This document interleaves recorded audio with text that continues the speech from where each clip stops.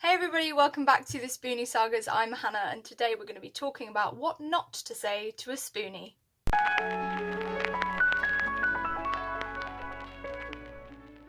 I've got a whole lot of suggestions here from you guys about everything that you shouldn't say to somebody who has a chronic illness, and I'm going to be talking about some of them today. So item number 1, you must be feeling better when you bump into somebody at a grocery store. I've had this happen to me before, and you go out and you see someone and they're like, oh, you're completely fine then, just because you're not lying flat down on your bed. If you're a spoonie, then you'll know that just because you're not flat out on your bed doesn't mean that you're not still ill. Some days are better than others, some days we can go out to the grocery store, some days we can't. And that's just completely day dependent, and it can be kind of frustrating when someone can just dismiss your chronic illness completely just because you're walking around.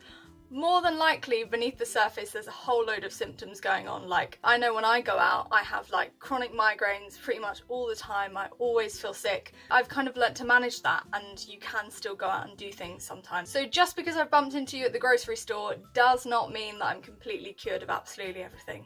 Sorry about that. Item number 2, a personal favourite. Have you tried yoga? Yes I have, actually. It didn't help. I'm still sick. Another item on this list is you're just unfit, you should exercise more. And I think that they tie in quite well with each other because exercise, even yoga, can be a trigger for some spoonies, and it's a trigger for me personally. If I do any kind of exercise, I immediately feel faint, and that is a major symptom of my condition. So saying, have you tried yoga, can sometimes be a little counterproductive. This next one was a really good viewer submission. It's, you're giving into your illness when you use a mobility aid or stay in bed. Now, I've never used mobility aids personally, but I've expressed interest in using them, and people have said, no, don't do that, that's giving into your illness, you can't use things like that, that's admitting that you have a disability.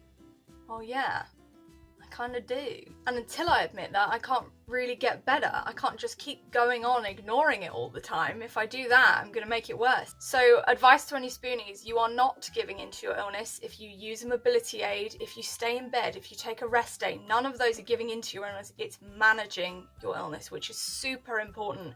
So if you are a spoonie supporter or a spoonie stan, I don't even know, spoonie stan is gross. We're never using that again. If you're a spoonie supporter and you see somebody using a mobility aid, don't be too hard on them, please, because likelihood is they're using it so that they can do their daily life, so that they can go about doing what they love to do, and that's the most important thing, really. Another item on this list that ties in quite well to that is you're too young to be sick. So yes, if I'm using a mobility aid, which I haven't personally experienced, but I know spoonies who do, I have friends who do, and people always remark like, oh, you're too young to be using a walking stick, you're too young to be in a wheelchair.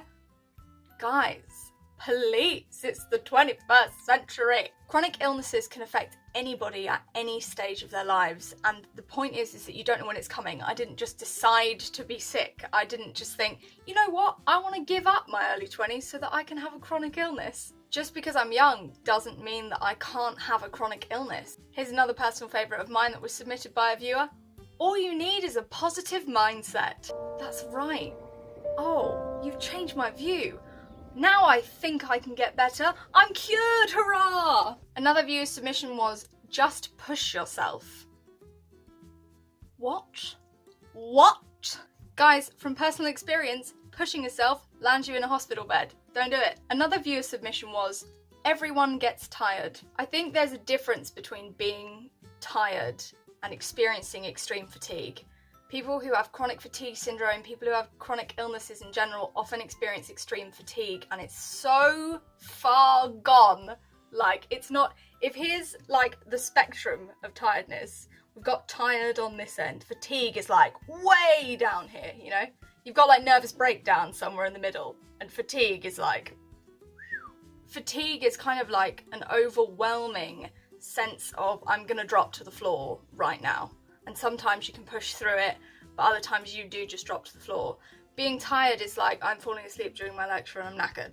But being fatigued is, I'm tired all the time and I feel like I'm running a marathon. So when healthy people say, everyone gets tired, it can be a little disheartening to people who have chronic illnesses, because there's a level of understanding that I think maybe only spoonies get, and that's another reason I'm making this channel, is to hopefully get more awareness raised for chronic illnesses so that healthy people understand what it's like to have a chronic illness. This is one I've personally experienced, and it really, really hurt. It must be so nice not having to go to work. I love working. I'm such a go-getter. Before I became ill, I was doing absolutely everything. I was like working from 7 a.m. till 11 p.m. at night. I didn't stick to a 9 to 5 schedule. I always had 100 things going on at once, and I really loved it. So having that option taken away from me has been one of the hardest things that I've had to come to terms with. It's not a permanent vacation. For me, the novelty wore off very, very quickly. After about 3 days, I was bored. I wanted to get back to my life again. The ability to work is something lots of people take for granted, and it's really hurtful when people say, oh, it's a permanent vacation. You know, you can just stay at home and do whatever you want. I want to be doing what I love, and I'm working to get better so that I can have a job and do what I want to do with my life. Next on the list, go gluten-free!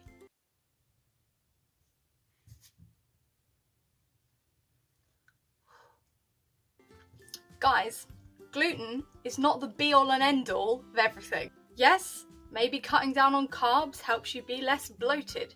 Maybe it will work for some people with chronic illnesses, but saying cutting out gluten is gonna cure you of your chronic illness is potentially not a great thing to say.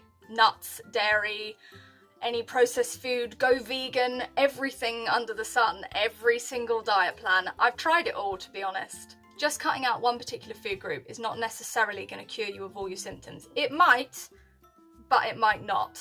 I think there's something to be said for fad diets and different treatment plans that if you are suggesting it to a spoonie, we've probably already done it. And finally, this one was submitted by about 5 different people. You don't look sick.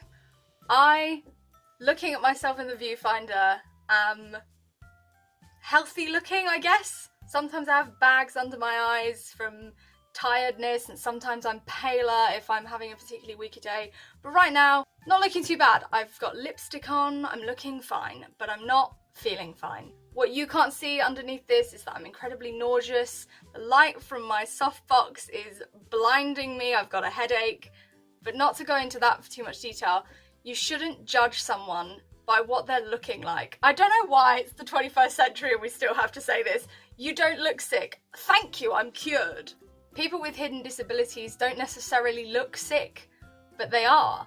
And that's another reason why I've made this YouTube channel, is to raise awareness of hidden disabilities, and any disability really, but specifically hidden ones where you don't look ill or unwell. Some people could be your next door neighbour, could be the person sitting in your lecture theatre.